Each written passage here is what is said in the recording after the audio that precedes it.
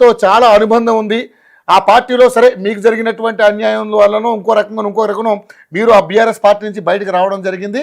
ఏదైనప్పుడు కూడా ఈరోజు కవిత బయటకు రావడానికి గల కారణాలని ఒక్కసారి మనం బేరేజ్ చేసుకుంటే మీకు ఆ ఫ్యామిలీతో ఉన్నటువంటి అనుబంధంతో అసలు కవిత ఈ విధంగా ప్రవర్తించడం వెనక కానీ కవిత బయటకు రావడానికి గల కారణాలు ఏంటో ఒకసారి చెప్తారా ప్లీజ్?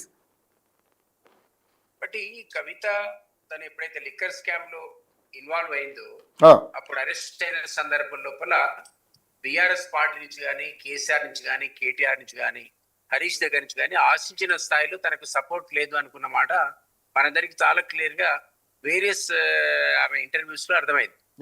ఆశించిన స్థాయిలో ఆమెకు రెస్పాన్స్ రాలేదు. అప్పట్లో ఆమె అరెస్ట్ అయితే తెలంగాణ అగ్నిగుండం అయింది అనుకుంటే నిజానికి బీఆర్ఎస్ శ్రేణుల్లో ఎక్కడ కూడా పెద్దగా కదలిక కనపడలే ఇప్పుడు ఆమె అరెస్ట్ అయిన తర్వాత. సో ఆ ఫ్రస్ట్రేషన్ లో ఆమె ఉన్నమాట వాస్తవమే. తర్వాత ఇంతకుముందు మిత్రుడు చెప్పినట్టు శ్రీకాంత్ ఎవరు అన్నారు, ఇది ఉత్తరాలు రాయాల్సిన అవసరం ఏంటి అసలు డాక్టర్ కి? ఆమె 9వ ఉత్తరం లీక్ అయిన తర్వాత మనందరికీ ఏం తెలిసిందంటే ఆ గతంలో 8 ఉత్తరాలు రాసింది, అవి లీక్ కాలేదు. ఈ 9వ ఎవరో దయాలో ఎవరో లీకేజ్ చేశారంటే అసలు 8 ఉత్తరాలు ఒక డాక్టర్ రాయాల్సిన అవసరం ఉంటుంది అంటే ఆమెకు నేరుగా ఇంటర్వ్యూ ఇచ్చేటువంటి పరిస్థితి ఆ పార్టీలో లేదు. దానికి మెయిన్ రెస్పాన్సిబిలిటీని ఆమె సంతోష్ కు అంటగట్టింది. సో అప్పటి నుంచి కూడా ఆమె ఫ్రస్ట్రేషన్ లో ఉంది. ఒకటేమో లిక్కర్ స్కామ్ గొడవ, రెండోదేమో ప్రాపర్ రెస్పాన్స్ లేకపోవడం, తండ్రి తన దగ్గరికి పిలిచి అసలు విషయాలు ఏంటో తను అడగకపోవడం. కాబట్టి ఇవన్నీ ఒక సిరీస్ ఆఫ్ ఈవెంట్స్ జరిగిన తర్వాత ఈ మధ్యలో ఎలక్టోరల్ డిబాకిల్ అది బీఆర్ఎస్ ఒక్కసారిగా కొలాప్స్ అయింది. అది ఎమ్మెల్యేస్ ఎలక్షన్స్ కి వచ్చే వరకల్లా 39 స్థానాలు ఉన్నటువంటి పార్టీ ఎంపీకి వచ్చే వరకల్లా 0 పడిపోయింది. అది ఆశ్చర్యం. సో ఆ మధ్య కాలంలో ఏం జరిగిందో మనకు తెలియదు కానీ కవితనే ఆరోపించింది చాలా సందర్భాల్లో బీఆర్ఎస్ పార్టీ లాంటి పార్టీని తీసుకెళ్లి బీజేపీలో కలుద్దాం అని ప్రయత్నాలు జరిగాయి అని అన్నది. అది అవునా కాదా అని మనం అనుకునే లోపలనే సీఎం రమేష్ స్టేట్మెంట్ వచ్చింది. ఏంటి అంటే కావాలంటే నేను చూపిస్తా, మా ఇంటికి ఈయన వచ్చాడు, కాళావేళ పడ్డాడు, పార్టీని మెర్జ్ చేయడానికి కూడా సిద్ధమే అని చెప్పాడు, కానీ బీజేపీ అధిష్టానం ఒప్పుకోలేదు అన్నాడు. కాబట్టి ఇవి కూడా తనకు రుచించలేదని ఆమె చెప్పింది. అపార్ట్ ఫ్రమ్ దట్ తనకు అధికారంలో షేర్ అనేది ప్రాపర్ గా లేదు అన్నది చాలా సందర్భాల మన మీడియా సందర్భంగా మనకు తెలిసింది. ఎందుకంటే ఆమె అన్నది మేము ఆశించిన స్థాయిలో అడ్మినిస్ట్రేషన్ లేదు, సామాజిక స్పృహతో పార్టీ పరిపాలించలేదు, ఇవన్నీ ఆమె అభియోగాలు పార్టీ మీద. సో దీన్ని బట్టి మనకు ఆమె ఒక పార్టీ ముఖ్య నేత కూతురుగా చెప్పేదానికి మీరు నేను మాట్లాడుకున్న దానికి చాలా తేడా ఉంటుంది. కాబట్టి ఇవన్నీ కూడా పబ్లిక్ లో మీడియాలో విపరీతమైన చర్చకు దారితీస్తాయి. అదే కాంటెస్ట్ లో ఆమె కాళేశ్వరం మీద వచ్చినప్పుడు కేసీఆర్ లాంటి మీద సిబిఐ ఎంక్వైరీ ఏంటి, ఇదంతా కూడా హరీష్ ఇది కూడా కరెక్ట్ గా నేను సుదీర్ఘకాలం ఫ్యామిలీతో ఉన్నా, గవర్నమెంట్ లో స్టేట్ లో ఉన్నా, సెంట్రల్ లో ఉన్నా, ఓవరాల్ గా అడ్మినిస్ట్రేటివ్ చీఫ్ అనేవాడు చీఫ్ మినిస్టర్. ఆ కింద ఉన్నవాడు 100 రూపాయలు తిన్నా ఆయనే బాధ్యుడు, 10 రూపాయలు తిన్నా ఆయనే బాధ్యుడు. ఆయన వాటా ఇచ్చాడా లేదా అని మీరు నేను మాట్లాడుకున్నా అది ఇచ్చాడని అనుకుంటాడు ఎవడైనా, ఎందుకంటే ఆయన చీఫ్ కాబట్టి. కాబట్టి కేసీఆర్ అనేవాడిని మీరు విడదీసి చూడలేరు.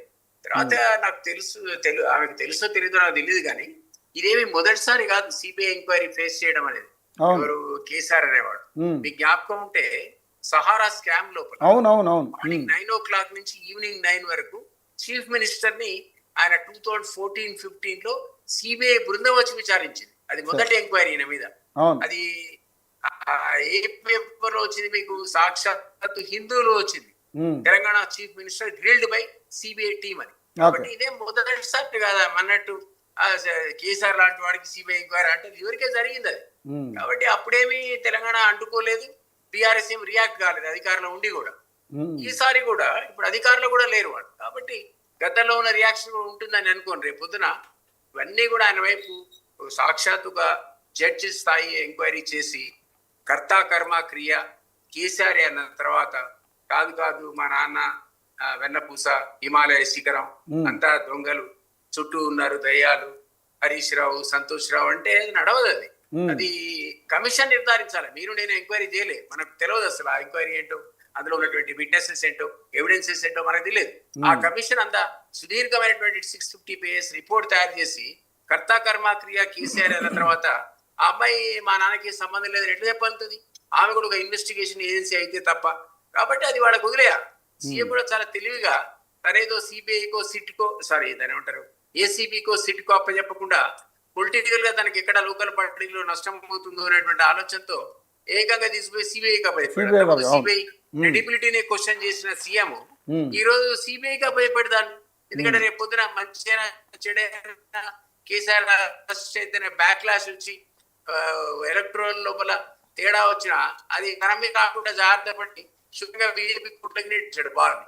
కాబట్టి ఇదంతా ఒక పొలిటికల్ గేమ్. ఇది ఈ గేమ్ లో ఈ రోజు మనకు ఎదురు కనపడేది ఏంటంటే సాధ్యమంత పొలిటికల్ మైలేజ్ తీసుకోవడానికి అసెంబ్లీలో చర్చకు పెట్టారు. ఆ చర్చ తర్వాత సిబిఐకి రెఫర్ చేశారు. ఆ తర్వాత కవిత సహజం కూడా తండ్రి మీద ఉన్నటువంటి మమకారంతో మాట్లాడొచ్చు కానీ లేదు లేదు వీళ్ళంతా మా నాన్న సుధపూస మిగిలిన వాళ్ళంతా దొంగలు అంటే కూడా అది నడవదు.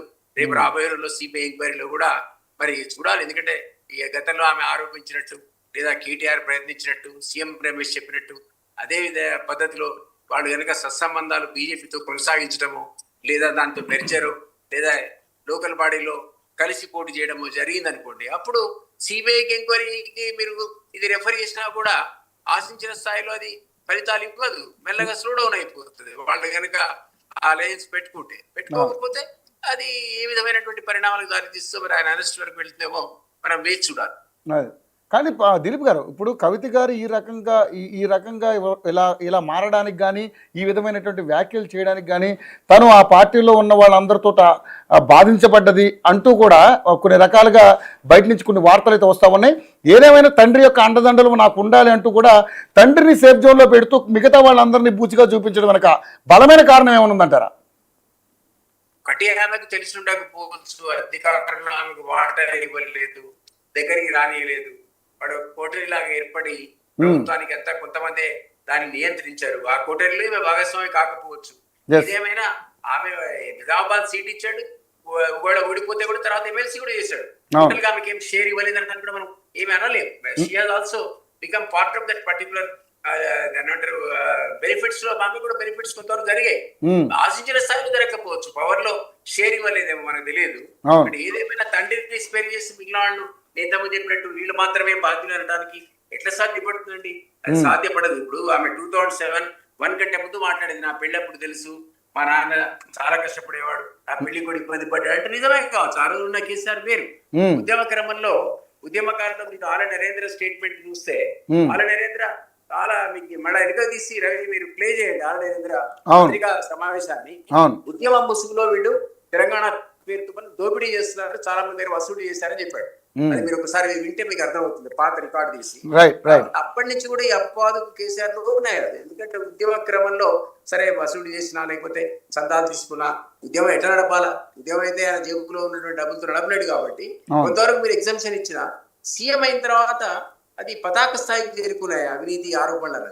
అందులో ముఖ్యంగా నెంబర్ 1 స్థానంలో కాళేశ్వరం ఉంది. అది ఖర్చు 30-40 కోట్లతో అయిపోయేదాన్ని 1,00,000 కోట్లకు తీసుకెళ్లారు. కాళేశ్వరం అయితే ఒక మంచి ఇంజనీరింగ్ మార్గలు అయితే అయి ఉండొచ్చు, కానీ 40,000 కోట్లతో కావాల్సింది 1,00,000 కోట్లకు చేరింది అనుకోండి. మనం మాట్లాడేది ఆ ప్రాజెక్టు గురించి కాదు, దానిలో ఉన్న అవినీతి గురించి. అవినీతి అనే వరకల్లా ఓ కమిషన్ వేశారు, కమిషన్ నిర్ధారించింది ఈ రోజు కర్త కర్మ క్రియ ఆయనే అని. కాబట్టి ఆయన మా నాన్న శుద్ధపూస వెనపూస అంటే అది నడవదు. అది ఒకప్పటి ఆమెకు తెలిసినటువంటి కేసీఆర్ కాదు కదా. ఉద్యమకాలంలో ఆమె లేదు. 2001 to 2007 ఆమె అమెరికాలో ఉద్యోగం చేసుకుంటుంది. అప్పుడే కీలకమైనటువంటి మలిదశ ఉద్యమం జరిగింది. అప్పుడు మేమంతా ఉన్నాం ఆయనతో. కాబట్టి ఎన్ని కష్టాలు పడ్డాడు, ఎక్కడ డబ్బులు తీసుకున్నారు, ఎక్కడ తీసుకోలేదు, ఏ రకాలుగా వాడారు, ఎక్కడ అవినీతి జరిగింది అనేది మాకు తెలుసు. కాబట్టి ఆ విషయాల గురించి ఆమెకు ఐడియా లేకపోవచ్చు. ఆమె ఎప్పుడైతే అధికారంలో సీఎం గా ఆయన ఉన్న సందర్భంలో దగ్గరికి వచ్చే ప్రయత్నం చేస్తే ఆమెకు వాళ్ళు వాటా ఇవ్వకపోవచ్చు. అంటే వాటా ఇన్ ద సెన్స్ ఆ అధికారంలో తనకు పాత్ర ఇవ్వకపోవచ్చు. వాళ్ళందరూ కూడా కోటరీ ఏర్పడి ఆమె దూరం పెట్టిండొచ్చు, ఆమెకు ఫ్రస్ట్రేషన్ వచ్చి ఉండొచ్చు. కాబట్టి ఇవన్నీ చూసి ఆమె మా నాన్న మంచోడే గారు వీళ్ళంతా దొంగలు రంగలు అనేటువంటి ఆరోపణ చేసిందేమో అనుకుంటారు. ఓకే, సో మరి చెప్పండి రామూర్తి గారు. రవి గారు, ఏదైతే ఇప్పుడు మన దిలీప్ సార్ గారు చెప్పింది వాస్తవంగా కొన్ని నేను ఏంటంటే కొంత క్లారిటీ ఇవ్వడానికి ప్రయత్నం చేస్తాను. ఎందుకంటే అవినీతి ఆరోపణలు కాళేశ్వరం మీద చేసినప్పుడు అది 1,00,000 కోట్లు కాదు, అదేవిధంగా 94,000 కోట్ల ఆర్ఏసీ రూరల్ ఎలక్ట్రిఫికేషన్ కంపెనీ దగ్గర కార్పొరేషన్ దగ్గర తీసుకొచ్చాం. దాంతో పాటు